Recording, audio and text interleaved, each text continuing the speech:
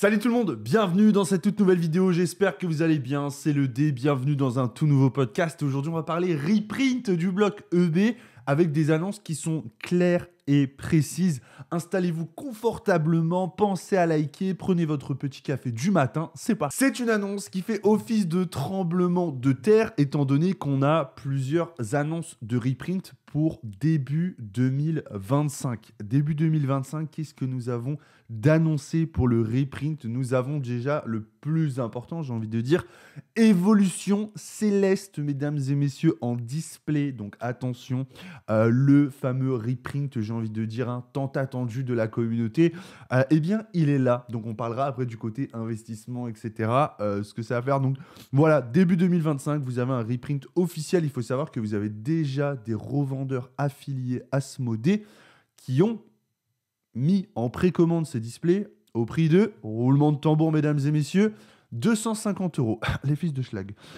Du coup, non je rigole, mais ils sont quand même partenaires Asmodée et les mettre à 250 € en précommande d'ores et déjà, c'est un peu abusé je trouve. On reviendra sur le format qui me plaît sur les précommandes que j'ai notamment vu sur leur canal. On aura du EB10, du Astre Radieux, on aura du EB11, du Origine Perdue, et on aura, voilà, et EB8, c'est marqué aussi, EB11, EB8, EB10 et EB7, du coup, en display. Donc, on va commencer par le début. C'est déjà une très bonne nouvelle pour nous, collectionneurs, ouvreurs, etc. Personnellement, je n'ai aucune de ces displays dans mon stock. À ce moment-là de mon aventure de collectionneur et notamment d'entrepreneur, je n'avais pas les moyens de stocker ces displays. Donc là, j'espère que j'aurai sûrement... Non, Kunit. Kunit, non. Non, Kunit. Non, Kunit. Ça, bisous. Bisous d'amour. On dit ça. Hop là, tu files. À ce moment-là, voilà, de mon aventure, j'avais pas les moyens de stocker ce genre de display. Donc voilà, j'espère que je les aurai à ce moment-là parce que aucun doute que j'en achèterai. Maintenant, on va commencer par le début. Vous allez avoir une pluie de displays qui vont arriver, les gars. Donc ne vous faites pas avoir, n'achetez pas dans la précipitation. À partir du moment où vous avez des partenaires Asmodée qui ont mis en précommande les displays, c'est qu'ils ont eu confirmation du stock qu'ils auront. Donc le reprint, il est confirmé. Voilà, à partir du moment où vous avez des boutiques affiliées Asmodée qui mettent en vente ces displays-là en précommande, c'est qu'elles ont la certitude qu'elles vont avoir des displays comme ça. Donc franchement, vous précipitez pas. On avait déjà abordé le sujet en vidéo. Et bah oui, quand vous investissez dans du récent tel que le bloc EB, vous prenez un risque majeur que ce soit réimprimé. On en avait vraiment, c'est un sujet qu'on a déjà vraiment massivement abordé. Bah oui, voilà, on n'est pas à l'abri demain, pour tous ceux qui ont stocké du Pokémon 151, de voir du Pokémon 151 repop. C'est pas exclu. Il faut arrêter avec ce truc-là de dire non, il n'y aura pas de reprint, non, il n'y aura pas de restock. On n'en sait rien, en vrai. La vérité, c'est que c'est du récent. Le 151, c'est du bloc EV, donc oui. Alors oui, peut-être qu'on aura moins de chances de voir du célébration, ça je vous l'accorde. Repop, enfin, reprint, c'est moins dans la politique. Mais tout ce qui est édition beaucoup plus traditionnelle, il n'y a aucune limite à la réimpression à partir du moment où ça se vend. Il n'y a pas de règle qui dit que non, bah, ça s'est bien vendu, ça a monté en prix, donc tranquille, on va pas le réimprimer. Au contraire, c'est une édition qui se vend très bien pour Pokémon Company, donc ils vont réimprimer, ils font le choix de réimprimer et de vendre, et ils ont raison. Alors, ensuite, pourquoi je dis tout à l'heure, j'ai fait le petit tac là, voilà, aux boutiques qui mettent déjà à 250 €. Donc ça veut dire que c'est des boutiques qui sont bien avec Asmodée, tu vois. Déjà, si elles ont mis en précommande, c'est qu'elles savent qu'elles vont avoir du stock. J'ai vu une formule sur leur canal qui me plaît bien, quand il y a eu le restock du chapitre 1, là, récemment. Ce que font la majorité des vendeurs, qui n'ont pas forcément des allocations énormes et qui veulent pas non plus brader leur chapitre 1, parce que la vérité, c'est que comme EB7, ça va se vendre très bien, ils le savent. Donc, je comprends le fait de mettre un peu plus cher. Et ben en fait, ils le mettent en bundle. Ils vont te mettre, par exemple, une display du chapitre 4 avec une display du chapitre 1. Et ça va te coûter 280 €, soit 280 €, soit 140 € la display unité. Ce qui est très intéressant. Tu pourrais même convertir ça en 160 € la display chapitre 1, 120 € la display chapitre 4.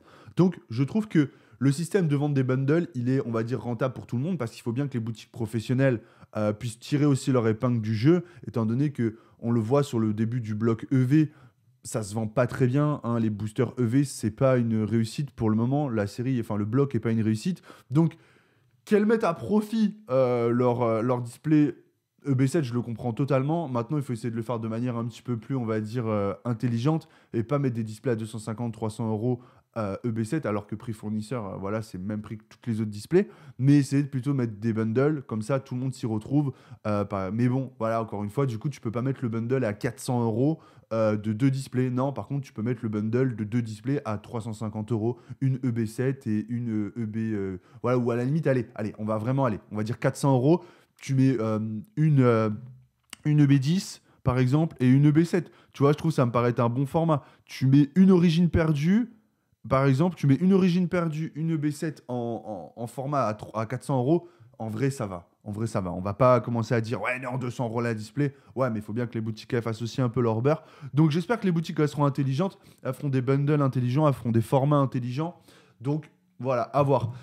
Et ensuite, qu'est-ce que ça nous dit du coup pour la suite maintenant? Est-ce que il faut investir dans ce reprint B7 une fois encore, une nouvelle fois, parce que certains ont déjà investi avant. Personnellement, je vais investir, je vous le dis tout de suite. Je vais mettre un gros billet. EB7, très très belle édition, très grosse édition. Je vais en acheter, je vais en ouvrir beaucoup. Je vais en acheter, je vais en garder énormément pour de futurs box break parce que ça cartonne. EB7 en box break, c'est excitant, c'est cool à ouvrir. Et bien sûr, je pense que je vais investir. Maintenant, est-ce que c'est un investissement qui est safe? Eh ben, on n'en sait rien. La preuve encore aujourd'hui, c'est que début 2025, on va se payer du EB7, les gars, est-ce qu'on se rend compte? Donc, je suis très content. Je vais pouvoir faire ce que j'avais pas pu faire il y a quelques mois, pour pas dire années, mais je trouve ça formidable, je trouve ça très cool. Alors bien sûr, faisons pas l'hypocrite, si j'avais 10 cases de EB7 à 700 euros la display, je serais pas ravi. Je vous le dis franchement, je serais pas ravi du tout. Donc, encore une fois, c'est à double tranchant. Rappelons que le TCG n'est pas non plus une valeur quand même, comment dire, refuge sur le récent. Si vous souhaitez avoir des valeurs, on va dire, refuge, eh ben, je vous conseille plus d'aller dans le bloc SL, Soleil et Lune, et le bloc XY, parce que ça, par contre, on verra pas de reprint, ça, y a pas de doute.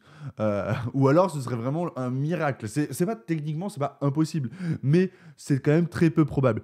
Et vouloir gagner beaucoup d'argent avec les blocs récents, et c'est une conversation, il me semble, qu'on avait eue avec Romain Chat, finalement, lors de son podcast, où on disait, quand tu vois le prix d'un Octali alternatif, c'est pas du tout cohérent avec le marché, parce qu'effectivement, c'est soumis à ce genre de reprint, et là, forcément, les cartes vont un petit peu baisser. Attention, ça reste des cartes qui sont incroyables, elles vont pas perdre 50% de leur valeur, les cartes, mais là où les cartes vont limite en fait perdre un petit peu en valeur, la display elle va chuter de 70% de sa valeur actuelle, ce qui est quand même improbable, ou 60%, là où le Noctali va peut-être perdre 20%, tu vois. Donc comme quoi pour le coup, collectionner des cartes des fois, c'est pas si bête, parce que avoir des belles cartes dans sa collection, ça permet peut-être de maintenir une certaine valeur. C'est forcément moins évident à vendre, mais quand même.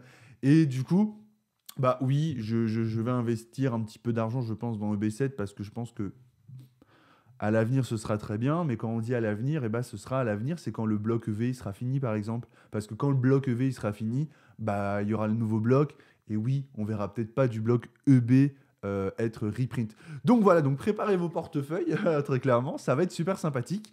J'espère que cette petite vidéo annonce vous a plu, petite actualité Pokémon, ou même un petit peu les bouchées doubles en ce moment, donc j'espère que ça vous plaît. Je vous fais plein de bisous, je vous dis à très bientôt, c'était le dé, votre dé favori. N'oubliez pas, la boutique est en description, et la chaîne Pokémon, il y a une nouvelle ouverture Pokémon aujourd'hui dessus, David K. Off, donc n'hésitez pas. Je vous dis à très bientôt, c'était le dé pour la communauté, peace.